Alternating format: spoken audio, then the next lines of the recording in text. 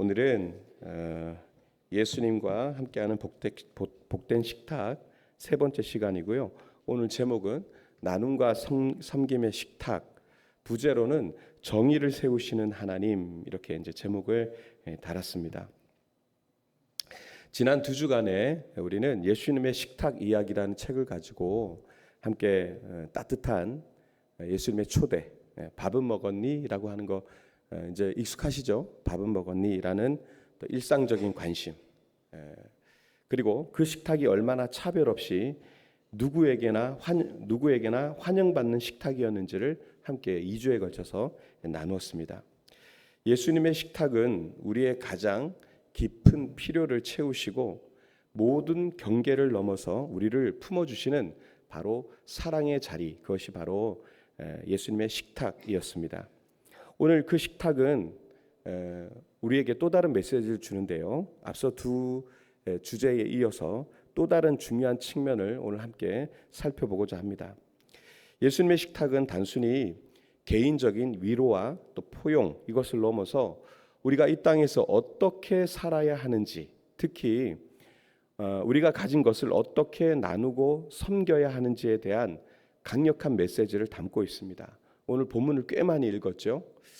우리가 잘 아는 본문이기 때문에 이렇게 읽으시면서 어떤 맥락이 있나 이렇게 생각해 보셨을 것 같은데, 제가 이제 챕터가 진행될 때마다 그 말씀을 되짚으면서 말씀을 드릴 것입니다. 앞서 얘기했던 듯이 오늘은 나눔과 섬김의 식탁, 정의를 세우시는 예수님이라는 제목으로 말씀을 전한다고 했는데요. 예수님의 식탁은 이웃의 고통을 외면하지 않고 공동체의 책임을 일깨우고 또 하나님의 정의가 실현되는 삶으로 우리를 부르시고 있습니다. 과연 하나님의 눈에 정의로운 식탁, 나눔과 섬김의 식탁, 바로 정의로운 식탁은 어떤 모습인지 오늘 말씀을 통해서 함께 깨닫고 도전받는 그런 시간이 되시기를 바랍니다. 자, 먼저 예수님의 이 식탁 이야기는 우리에게 주어진 재물이 과연 누구의 것이며 어떻게 사용되어져야 하는가에 대한 근본적인 질문을 우리에게 던지고 있습니다. 자, 이 책을 이렇게 보면은 네 번째 챕터가 곳간헐기라는 제목이 있습니다. 곳간헐기. 이 이야기는 이 질문에 대한 예수님의 분명한 가르침을 우리에게 보여주는데요. 첫 번째는 누가복음 12장에 아까 읽었던 12장에 나오는 어리석은 부자의 비유입니다. 자, 이 부자는요, 엄청난 풍년을 맞이했어요. 엄청난 수확을 거두었습니다. 그래서 그에게 고민이 생겼는데 어떤 고민이냐? 야, 내 소출이 너무 많아서 쌓아둘 곳이 없는데 어떻게 할까? 이 고민이었습니다. 그래서 그 고민 끝에 내린 결론이 뭐였습니까? 지금의 이 곡간을 다 헐고 나서 더 크게 지은 다음에 거기에 내 곡식과 물건들을 쌓아두어야 되겠다. 이게 결론이었어요. 자, 그리고 또 재밌는 표현은 뭐냐면 이어진 19절에서 자기 영혼에게 이렇게 얘기합니다. 또 내가 내 영혼에게 이르되 영혼아, 여러 해 쓸 물건을 많이 쌓아두었으니 평안히 쉬고 먹고 마시고 즐거워하자 하리라. 이렇게 자축을 합니다. 내 영혼아, 이러면서요. 자, 이 부자의 모든 생각의 주어는 무엇입니까? 나죠. 나, 내 것, 여기에 다 집중이 되어 있습니다. 이 모든 것이 하나님으로부터 왔다는 것, 이 사실도 또 이것을 이웃과 나눠야 한다는 생각도 그에게는 전혀 안중에 없었습니다. 오로지 나의 것. 자, 하나님께서 그에게 어떻게, 그래서 이후에 어떻게 말씀하셨습니까? 20절에 보면 그를 어리석은 자여 이렇게 부릅니다. 어리석은 자여. 오늘 밤 그의 영혼을 도로 찾으시면 그 쌓아둔 재물이 다 무슨 소용이 있겠느냐 이렇게 물으시는 거죠. 저자는 이 부자가 어리석다는 말을 듣는 이유를 아주 명확하게 얘기하는데, 이미 그 곳간에 충분히 찼다면 나머지는 그만큼의 소출을 얻지 못하고 먹고 살 것을 고민하는 사람들을 위해서 나눠주면 된다. 그것이 가장 좋고 가장 간단한 방법이다. 곳간을 헐고 새로 지을 것이 아니라 거기에 다 놓고 남으면 그만큼의 소득을 얻지 못한 자들이 있을 거 아닙니까? 그렇죠? 소득이 한쪽으로 다 몰리는 것보다 그만큼 얻지 못한 흉작을 또 제대로 토지가 없어서 농사를 짓지 못해서 겨우 먹고 사는 사람들에게 그것들을 나눠주면 되는데, 참 쉬운 일인데 그렇게 하면 될 것을 이렇게 말씀하십니다. 그렇습니다. 여러분, 재물은요 쌓아두기 위한 것이 아니라 나누기 위한 하나님의 축복입니다. 나누어 줄 때 그게 축복이 되는 것이죠. 우리의 국가는 그렇습니다. 우리만을 위한 것이 아니라 하나님의 뜻대로 흘려보내야 할 통로인 것입니다. 국가는 그렇습니다. 결국에는 흘려보내야 되는 공간입니다. 자, 둘째로 누가복음 16장에 부자와 거지 나사로의 비유는 더욱 가슴 아픈 현실을 우리에게 보여주고 있습니다. 자, 이 부자는요 날마다 자색 옷과 고운 베옷을 입고 호화로운 잔치를 벌였습니다. 당시에 자색이라고 하는 색깔을 물들일 수 있는 그런 염료가 굉장히 고가이기 때문에 이렇게 자색으로 옷을 입는 사람은 귀족이나 왕족들밖에 없었거든요. 그러니까 돈이 얼마나 많은지 날마다 그 깨끗한 옷, 자색 옷을 입고 호화로운 잔치를 벌였다고 합니다. 그런데요, 그 집 대문 앞에 누가 있었느냐? 헌데투성이의 몸으로 누워 있는, 그래서 부자의 상에서 떨어지는 부스러기라도 집어먹고 싶어하는 바로 거지 나사로가 그의 대문 앞에 있었다는 것이죠. 자, 과연 부자 나사로예요. 부자는 나사로의 존재를 몰랐을까요? 몰랐을까요? 알았죠. 네. 분명히 알았을 것입니다. 사실 이 성경에 나와 있는 이 대목이 무엇을 지적하냐 하면 바로 자기 집 문 앞에 있는 나사로의 그 어려움과 고통을 철저하게 외면했다는 것을 지금 지적하고 있는 대목이거든요. 그의 풍성한 식탁은 나사로에게 단 한 조각의 빵도 허락하지 않는, 예수님의 식탁과는 완전히 대조되는 어떤 식탁이냐? 닫힌 식탁, 냉혹한 식탁이었습니다. 빵 한 조각, 부스러기조차 내줄 수 없는 아주 냉혹하고 차갑고 그리고 닫혀버린 그런 식탁이었습니다. 결국 그런데 공통점이 뭡니까? 둘 다 나중에 죽습니다. 두 사람이, 부자와 나사로가 죽음을 맞이하고 그 이후에 그들이 어떻게 됐냐? 운명이 이제 엇갈리게 되는 것이죠. 천국에 간 나사로와 지옥에서 고통받는 부자 사이, 부자가 되었습니다. 그 사이에 성경 표현에 의하면 26절에 그 사이에 큰 구렁텅이가 있다 이렇게 되어 있습니다. 구렁텅이가 놓여 있다. 건널 수 없는 구렁텅이가 그 앞에 놓여져 있는 거죠. 여러분, 이 구렁텅이가 뭘까요?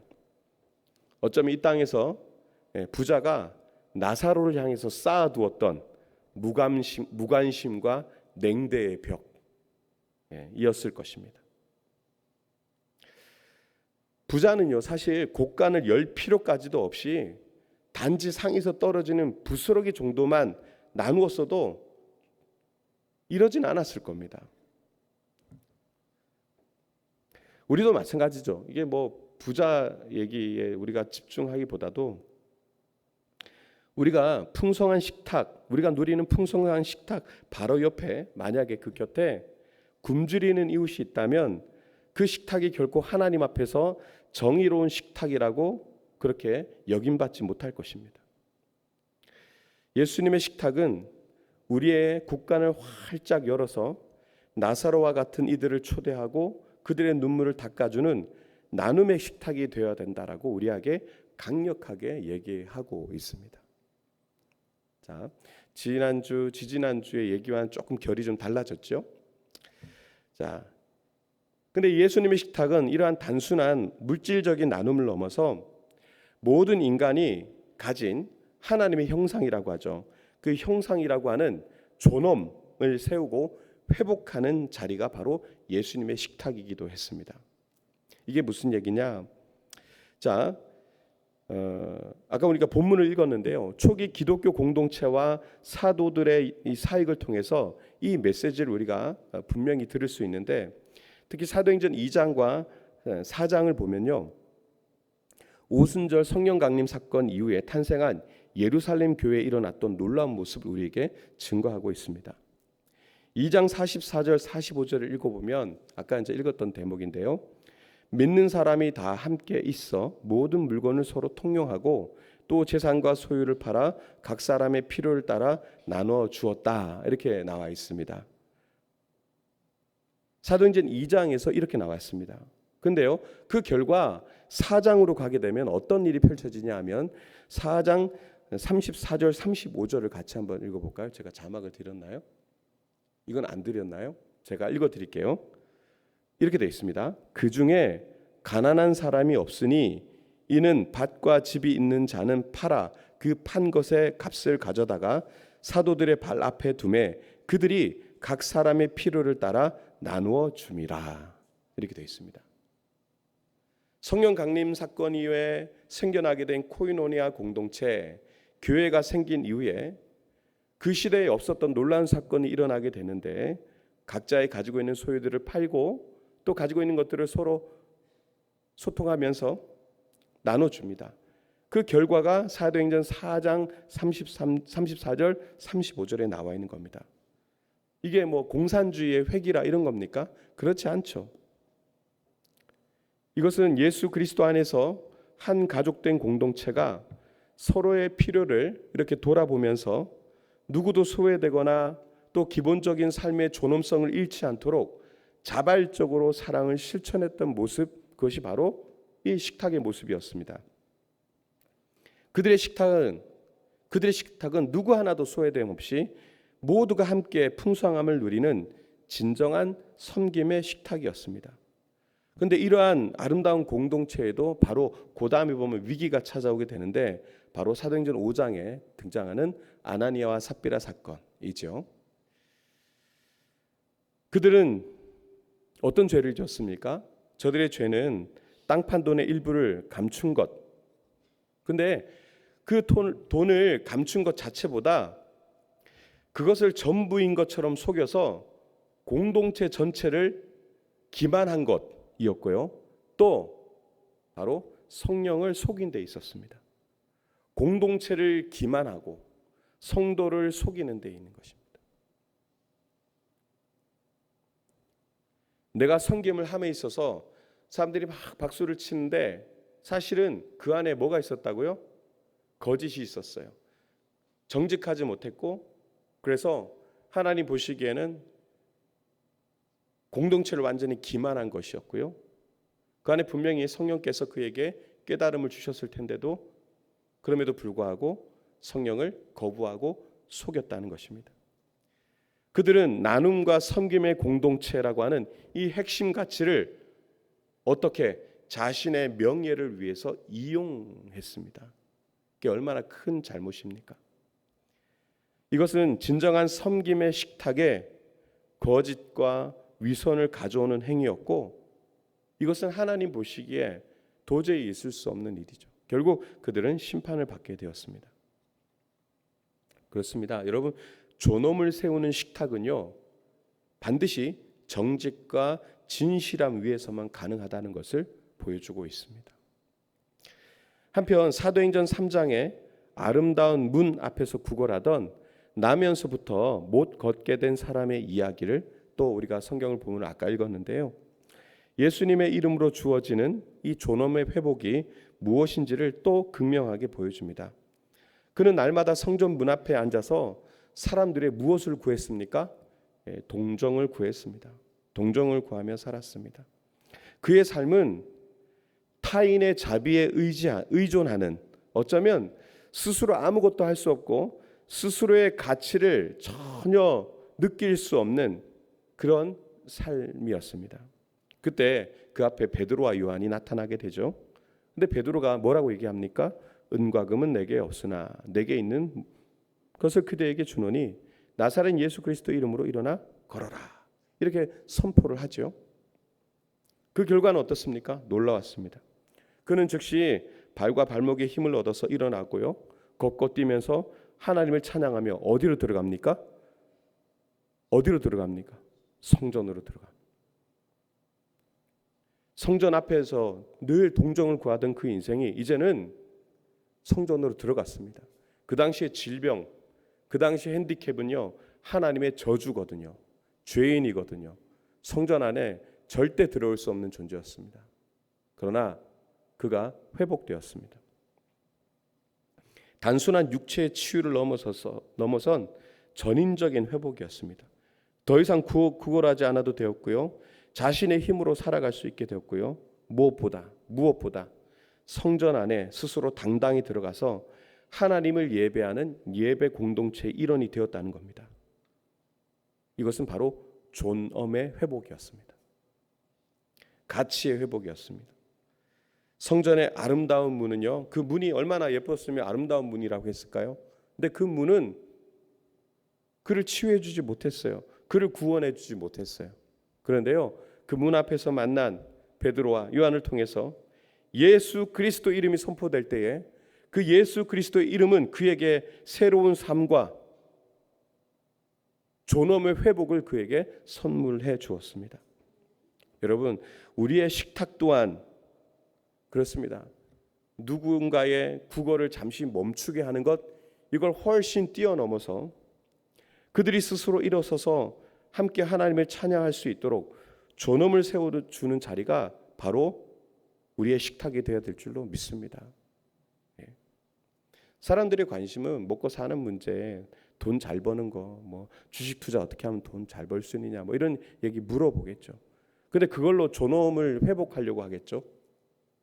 그걸로 자존심을 세우려고 하겠죠. 그러나 진정한 존엄은 어디 있습니까?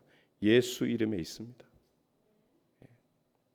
우리가 가진 이 식탁, 앞서 얘기했던 그 식탁과는 오늘은 좀 결이 다른 얘기를 하고 있는데요. 그렇습니다. 우리가 가진 식탁은요, 이 존엄의 회복을 가진 놀라운 식탁입니다. 그리고 마지막으로 예수님의 식탁, 그리고 그 정신을 이어받은 공동체의 나눔과 이 섬김은요, 앞서 또 다르게 때로는 우리의 숨겨진 허물과 가짜 믿음을 드러내는 거울이 되기도 합니다. 그러니까 예수님의 식탁이 우리로 하여금 내 속에 있는 허물과 가짜 믿음을 드러내는 거울이 된다는 얘기입니다. 마가복음 12장 또는 누가복음 21장에 나오는 헌금 이야기, 아까 이제 두 랩돈 이야기를 우리가 본문을 읽었잖아요. 자, 그 이야기가 이걸 아주 잘 보여주는 예인데요. 자, 예수님께서 성전에서 사람들이 헌금하는 그 헌금함에 손을 얹는 그런 사람들을 보고 계셨습니다. 자, 돈이 많은 부자들은요, 많은 돈을 넣었겠죠. 근데 그때 한 가난한 가부가 와서 랩돈 2닙, 그러니까 당시에 사실은 가장 작은 가치의 동전을 거기에 넣었습니다. 액수로 보면 보잘것없죠. 그러나 예수님은요, 제자들을 불러서 말씀하십니다. 마가복음 12장 43절 44절 다시 한번 읽어보겠습니다. 시작. 예수께서 제자들을 불러다가 이르시되 내가 진실로 너희에게 이르노니 이 가난한 과부는 헌금함에 넣는 모든 사람보다 많이 넣었도다. 저희는 다 그 풍족한 중에서 넣었거니와 이 과부는 그 구차한 중에서 자기 모든 소유 곧 생활비 전부를 넣었느니라. 개역 개정을 안 넣고 다른 걸로 왔네요. 자, 이 말씀 우리가 너무너무 잘 알죠. 자, 우리는 흔히 이 말씀을 읽을 때 많은 설교를 들으면서 어떤 내용을 듣냐 하면 이 과부의 지극한 정성과 헌신을 칭찬하는 내용으로 우리가 이것들을 이해합니다. 그런데요, 예수의 식탁 이야기가 굉장히 예리하게 이 부분을 짚어내는데, 자, 이 얘기가 되게 중요합니다. 이 예수님의 지금 이 말씀은 뭐냐 하면, 물론 과부를 칭찬하는 부분, 과부의 어떤 칭찬하는 부분이 있습니다. 그가 가진 모든 소유를 바쳤으니까 누구보다도 많은 것을 넣었다라고 얘기하지 않습니까? 근데 그것을 훨씬 넘어서서 지금 그 과부, 그녀가 생활비의 전부를 내놓을 수밖에 없도록 만든 당시의 사회 그리고 종교 지도자들의 허물을 고발하는 내용이기도 합니다. 앞서서 이걸 왜 그렇게 알 수 있냐 하면 앞서서 마가복음 12장 40절에 보면 이런 내용이 있거든요. 과부들의 가산을 삼키고 남에게 보이려고 길게 기도하는 율법학자들을 향해서 아주 날카롭게 지적하는 부분이 있거든요.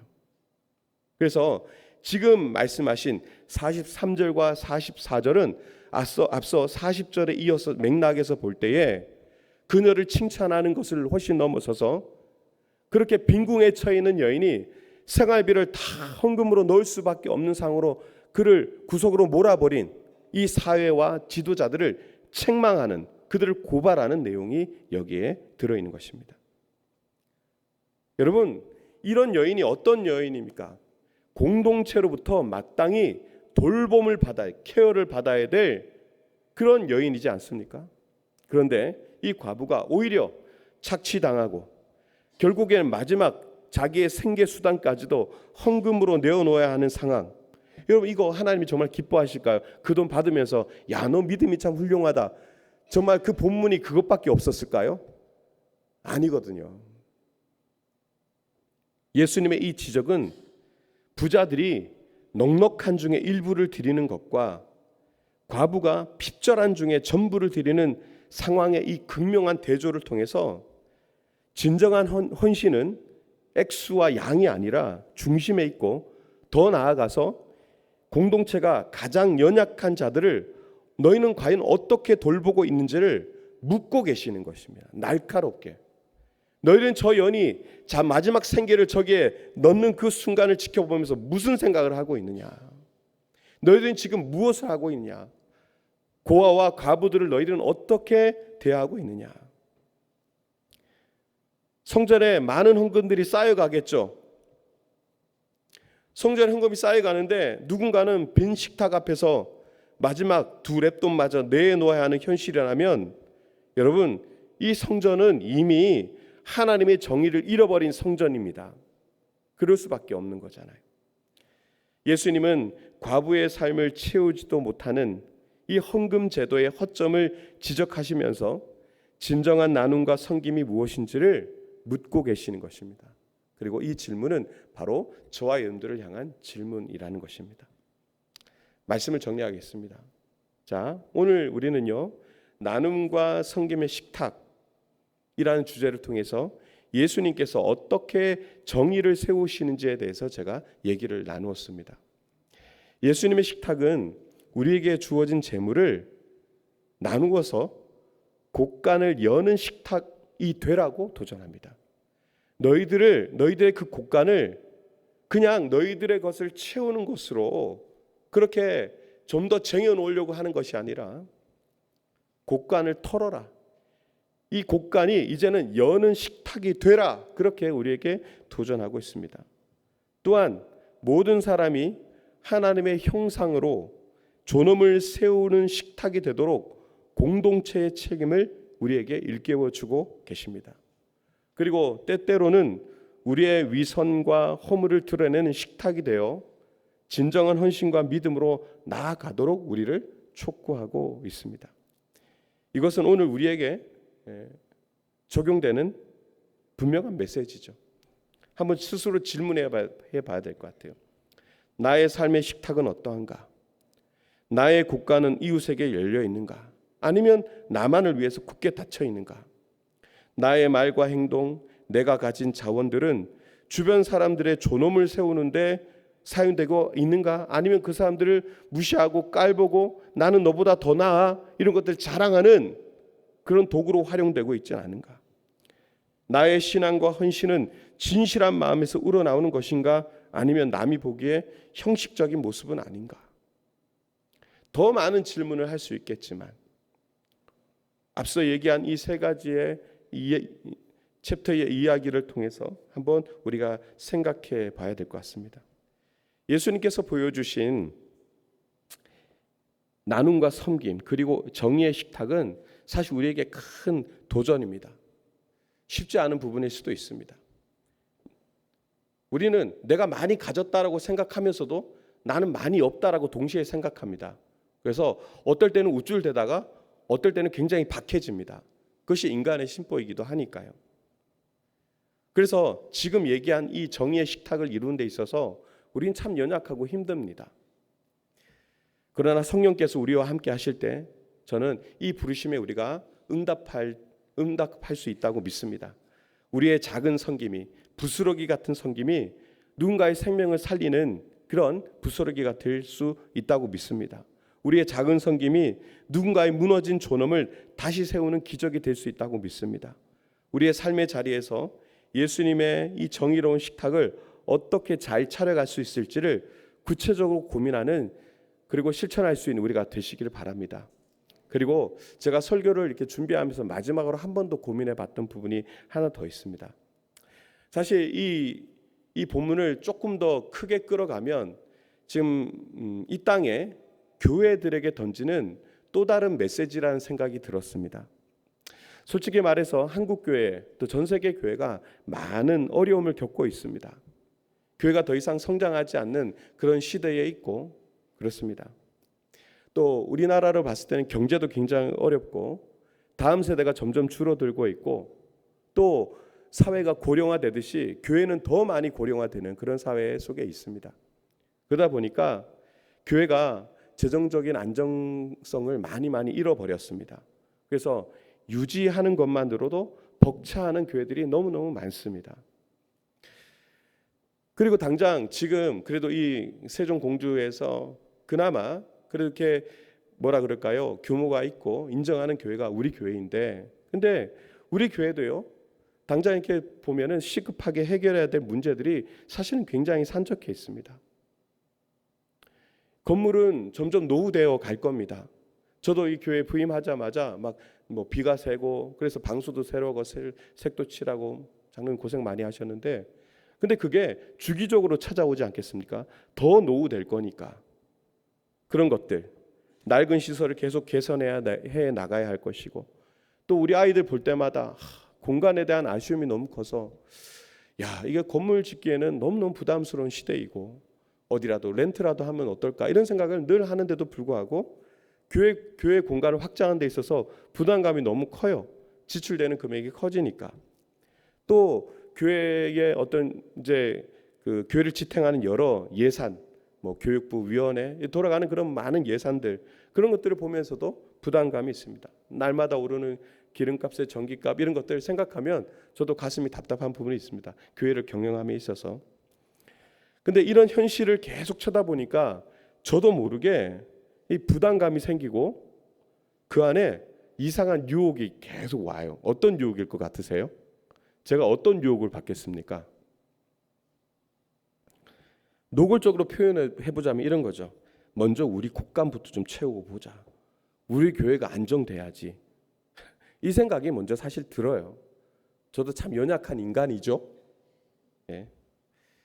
실제 한국 교회가요, 선교나 구제와 같은 나눔과 섬김 사역에 대해서 점점 부담감을 느끼고 있는 시대입니다. 그래서 많은 목회자들과 또 당회원들이 시선이 자꾸 교회 안으로 들어옵니다. 예. 그리고 우리를 향하게 됩니다. 그래서 밖에 있는 것들을 자꾸 이제 좀 이렇게 잘라내거나 그런 경우들이 많죠. 근데 저는 오늘 이 말씀 묵상하면서 평소에도 그런 생각을 했지만, 늘 그런 생각을 해왔지만 말씀 묵상하면서 더 많은 그런 생각이 들었어요. 오히려 그런 위기와 결핍의 순간에 교회가 무엇으로 진짜 정체성을 증명해야 되는가를 보여줘야 된다라는 생각이 들었습니다. 오히려 위기와 결핍의 순간에 교회가 무엇으로 자신의 진짜 정체성을 증명해야 되는가. 교회는요, 더 큰 곳간을 짓고 재정을 든든히 쌓아두는 것으로 세상의 존재의 이유를 증명하는 공동체가 아니잖아요. 예? 큰 건물을 짓고 어떤 것들을 하고 그런 걸 가지고 우리 교회가 여기에 존재하고 있어, 이런 정체성을 가진 공동체가 아니잖아요. 세상은 여러분 이미 우리보다 더 큰 곳간을 가진 기업과 단체들로 이미 가득 차 있어요. 진정한 교회는 뭡니까? 어려울수록 오히려 문을 열어서 굶주린 나사로에게 그 부스러기를 기꺼이 나눠주는 나눔의 식탁이 돼야 되거든요. 진정한 교회는 그렇습니다. 우리 손에 은과 금이 부족할지라도 내게 있는 이것, 나사렛 예수 그리스도의 이름으로 절망에 빠진 이들에게 졸음을 세워주는 식탁이 돼야 되는 거잖아요. 진정한 교회는 우리의 넉넉함이 아니라 가난한 과부의 두 렛돈과 같은 진실한 헌신을 통해서 하나님의 역사를 이루가는 믿음의 식탁이 되어야 되는 거잖아요.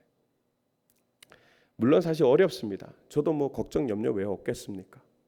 교회를 이끌어감에 있어서 야, 목사님은 그냥 내일은 없는 양반이구만 이렇게 생각할 수도 있잖아요.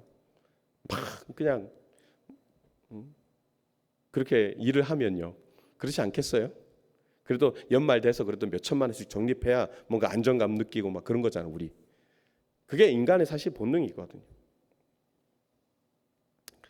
그런데요, 생각해 보면 초대교회 역시 부유해서 나눈 게 아니었습니다. 베드로 역시 금과음이 없었어요. 그게 있어서 기적을 베푼 게 아니었습니다. 그들에게는 세상이 줄 수 없는 예수 그리스도의 사랑과 능력이 있었습니다. 교회가 교회다워지는 비결은 재정의 넉넉함이 아니라 우리에게 있는 가장 귀한 것, 복음의 능력을 아낌없이 세상과 함께 나눌 때 있다라는 것. 우리가 먼저 곳간을 채우려고 할 때 하나님께서 뭘 하실까? 야, 어리석은 자여, 이렇게 얘기하지 않으실까? 이런 생각도 들었습니다. 그러나 우리가 작은 것이라도 함께 나눌 때, 여러분 그 꼬마아이가 자기 가진 모든 오병이어를 들고 나서 예수님 앞에 이렇게 내놓을 때 사람들은 아이고 저 가지고 뭐 코에나 붙이겠어? 저기 뭐야? 근데 예수님께서요 그거를 다 떼서 나눠주고도 12광주리가 남았지 않습니까? 이것이 교회이지 않습니까? 교회가 이런 거 보여줘야 되는 거잖아요. 저 혼자만 꿈꾸는 사람인가요? 한 주간 우리의 사실은 현실을 위해서 같이 막 기도하고 싶은 마음도 굉장히 많아요. 교육부의 환경 개선을 위해서 같이 기도해 주시고 또 같이 최선을 다해 주십시오. 그렇게 기도를 부탁하고 싶습니다. 그런데 기도하되 그 너머에 있는 하나님의 부르심을 외면하지 않는 우리가 먼저 돼야 될 줄로 믿습니다. 전 지난 그 주일 저녁에 그 콘서트 할 때 오신 분 이러시기에요. 그렇게 오라고 부탁을 했건만 그때 이제 오신 분들이 저는 앞에 이렇게 앉아 있으니까 등에 눈이 없으니까 얼마나 많은지도 잘 몰라요. 근데 마음속에 되게 어떤 마음이 있을 것 같으세요? 제가 되게 인간적인 마음, 되게 믿음 없는 사람. 괜히 불러서 성도들한테 부담만 디립다 주고 안 그래도 헌금 내기도 힘든데 또 저 가지고 또 결신서 쓰라고 그러고죠. 앞에 목사님 말 너무 잘하니까 막 야, 저분은 약을 파셔도 잘 파겠다. 그래도 우리 성도들이 넘어갈까? 나중에 돌아가 보니까 다 넘어갔어요. 그 아픈 아이들을 보면서 긍휼히 여기는 그 마음에 어떤 분은 정말 7개를 막 써온 분도 계셨다고 들었습니다. 저는 그래서 내려가서는요, 여기서는 앉아서 막 끙끙거리면서 고민해놓고 나가서는 또 팔불출돼 갖고 우리 성도님들 자랑이 팀장한테 봤죠. 그래서 우리 교회는 별명이 있는데 오버어치버라고, 항상 기대 이상의 성취를 하시는 분들이라고. 여기서 믿음은 나만 좋으면 될 것 같다 이렇게 얘기했어요. 여러분들의 그 작은 나눔과 섬김이라는 것이 얼마나 귀한지 새삼 또 느끼는 그런 주일 저녁이기도 했습니다. 우리가 하나님의 놀라운 역사와 기적을 목도하는 그런 신앙생활을 했으면 좋겠습니다. 오늘 말씀은 이제 3번째 말씀입니다. 앞으로 이제 3번에 더 이제 가닥이 있을 텐데 또 결이 다른 말씀을 전할 텐데 오늘 특별히 우리에게 주시는 나눔과 섬김의 식탁 그리고 정의를 세우시는 예수 그리스도에 대한 그 마음을 우리가 한번 잘 묵상해 보셨으면 좋겠고요. 그래서 우리가 우리 속에 그러한 식탁이 차려짐으로 인해서 세상이 교회를 통해서 살아계신 하나님을 보게 되는 놀라운 역사가 일어나게 되기를 주님의 이름으로 간절히 축원드립니다.